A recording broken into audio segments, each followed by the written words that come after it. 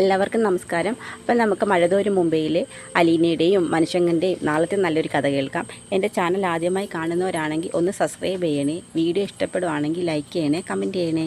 ശങ്കറിനെയും രോഹിത്തിനെയും സ്റ്റേഷനിൽ നിന്ന് കോടതിയിലോട്ട് കൊണ്ടുപോവുകയാണ്.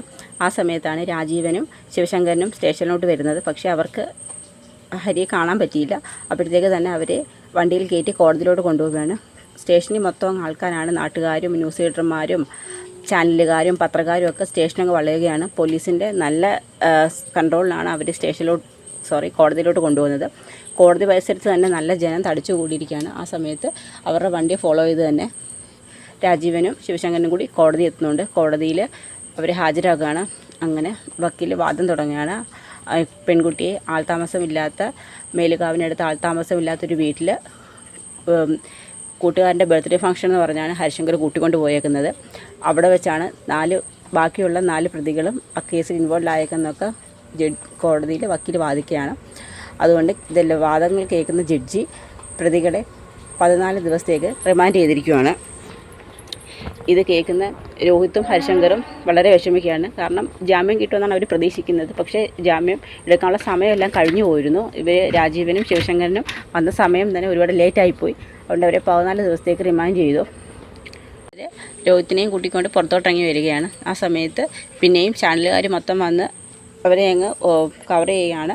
സാറേ, അവന്മാരെ ഞങ്ങൾക്ക് വിട്ടതാ, ഞങ്ങൾ അവന്മാരെ ശരിയാക്കി കൊടുക്കാം, അവന്മാരൊന്നും ജീവിക്കാൻ അനുവദിക്കരുത്, ഒരു പാമ്പ് പിടിച്ച പെൺകുട്ടിയെ ചതിക്കുകയാണ് അവന്മാർ ചെയ്തത് എന്നൊക്കെ പറഞ്ഞുകൊണ്ട് നാട്ടുകാരങ്ങ് ജനരോക്ഷമാണ്. നാട്ടുകാർ നല്ല രീതിയിൽ അങ്ങ് ബഹളം വെക്കുകയാണ്. അപ്പോഴത്തേക്ക് രാജീവനും ശിവശങ്കരനും പുറത്തുനിന്ന് അറിയുന്നുണ്ട് ജാമ്യം കിട്ടിയിട്ടില്ല, 14 ദിവസത്തേക്ക് കോടതി റിമാൻഡ് ചെയ്തെന്ന് അറിയുന്നു. അത് കേൾക്കുന്ന ശിവശങ്കരൻ കരയുകയാണ്. എന്തു ചെയ്യാൻ, നമ്മൾ ഒന്നും ശ്രമിച്ചില്ലല്ലോ രാജീവ് എന്നൊക്കെ പറഞ്ഞ് കരയുന്നുണ്ട്. എന്തായാലും ശിവേട്ടൻ വിഷമിക്കാതെ എന്തായാലും റിമാൻഡിൻ്റെ കാലാവധി കഴിയട്ടെ, എന്നിട്ട് നമുക്ക് നല്ലൊരു വക്കീലിനെ തന്നെ ഏർപ്പാട് ചെയ്യാം, അല്ലാതെ ഇപ്പോഴത്തെ അവസ്ഥ നമുക്ക് വേറെ ഒന്നും ചെയ്യാൻ പറ്റത്തില്ലെന്ന് പറയും. അപ്പോഴത്തേക്ക് പീഡന കേസിലെ പ്രതികളുടെ അച്ഛൻ കോടതി വന്നിട്ടുണ്ടെന്ന് അറിയുന്ന നാട്ടുകാരും എല്ലാം ഇവരുടെ അടുത്തോട്ട് വരികയാണ്. അപ്പോഴത്തേക്ക് തന്നെ പോലീസുകാർ വന്നിട്ട് പറയും, നിങ്ങൾ എത്രയും പെട്ടെന്ന് ഇവിടുന്ന് പോകണം, നാട്ടുകാർ മൊത്തം ഇളവിയിരിക്കുകയാണ്, അവന്മാർ കൈ കിട്ടാത്തതിൻ്റെ പ്രതികാരം അവർ നിങ്ങളോട് തീർക്കും, നിങ്ങൾ ഇവിടെ നിൽക്കരുതെന്ന് പറഞ്ഞാൽ പെട്ടെന്ന് തന്നെ രാജീവനും ശിവനും കാറിൽ കയറി അങ്ങ് കൊല്ലപ്പള്ളിക്ക് വരികയാണ്. കൊല്ലപ്പള്ളിക്ക് വരുന്നതും കാത്ത് കമല ഇങ്ങനെ നിൽക്കുകയാണ്.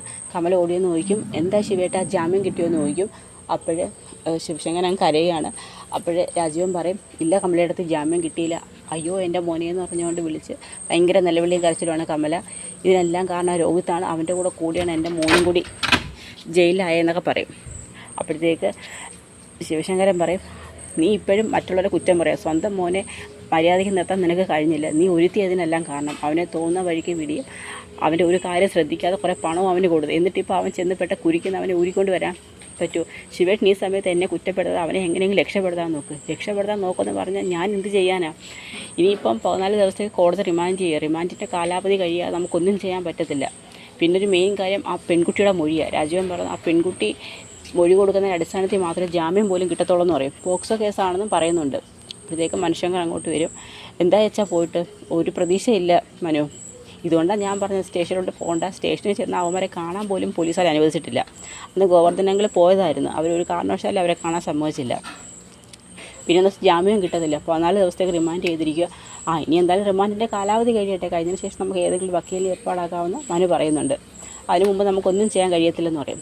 അങ്ങനെ അവരോട് വിഷമിച്ച് നിൽക്കുകയാണ്. എത്രയും പെട്ടെന്ന് തന്നെ ഒരു നല്ല ശേഷം വൈജയന്തി കമലയെ ഫോണിൽ വിളിക്കുന്നുണ്ട്. കമലയെ വിളിച്ചിട്ട് പറയും, കമലയിടത്തി കൊല്ലപ്പള്ളിയിൽ നിന്ന് ശിവേട്ടനും രാജീവേട്ടനും കൂടി കോടതിയിലോട്ട് പോയിട്ടുണ്ട്, എന്തായി അവിടുന്ന് വിളിച്ചോന്നെല്ലാം ചോദിക്കും. അവർ വീട്ടിൽ വന്ന് അവർക്ക് ജാമ്യം കിട്ടിയില്ല, 14 ദിവസത്തേക്ക് കോടതി അവരെ റിമാൻഡ് ചെയ്തെന്ന് പറയും.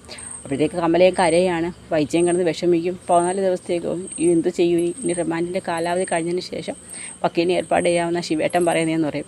ഈശ്വര, ഞാനിനി എന്ത് ചെയ്യും പറയാം, ഞാൻ ഈ കിടപ്പിലായി പോയോ, അല്ലെങ്കിൽ ഞാൻ ആരുടെയെങ്കിലും കാല് പിടിച്ചെങ്കിലും ഞാൻ എൻ്റെ മോനെ രക്ഷിക്കാൻ ശ്രമിച്ചതെന്ന് പറയും. ഇനി ഒന്നും പറഞ്ഞിട്ടും കാര്യമില്ല വൈജയ, റിമാൻഡിൻ്റെ കാലാവധി കഴിയാതെ നമുക്കൊന്നും ചെയ്യാൻ പറ്റത്തില്ലെന്ന് പറയും. അങ്ങനെ അവർ രണ്ടുപേരും വിഷമിച്ചിരിക്കുകയാണ്. അപ്പോൾ അവിടെയാണ് നമ്മുടെ നാളത്തെ കഥ അവസാനിക്കുന്നത്. ഇനി റിമാൻഡിൻ്റെ കാലാവധി കഴിഞ്ഞ് വരുന്ന രോഹിത്തിനെയും ഉൾപ്പെടെ 3 പ്രതികളെയും കൂടി കോടതിയുടെ പുനർവാദം നടക്കും. അതിനുശേഷം വക്കീലിനെ ഏർപ്പാടാക്കി ജാമ്യത്തിൽ ഇറങ്ങും. അപ്പോൾ അതിൻ്റെയൊക്കെ വരും വിശേഷങ്ങളാണ് നമ്മളിനി കാണാൻ പോകുന്നത്. അപ്പോൾ അതിനെ നമുക്ക് കാത്തിരിക്കാം. വീഡിയോ ഇഷ്ടമായെങ്കിൽ സപ്പോർട്ട് ചെയ്യണേ. എല്ലാവർക്കും ഒരു ശുഭരാത്രി നേരുന്നു. നന്ദി.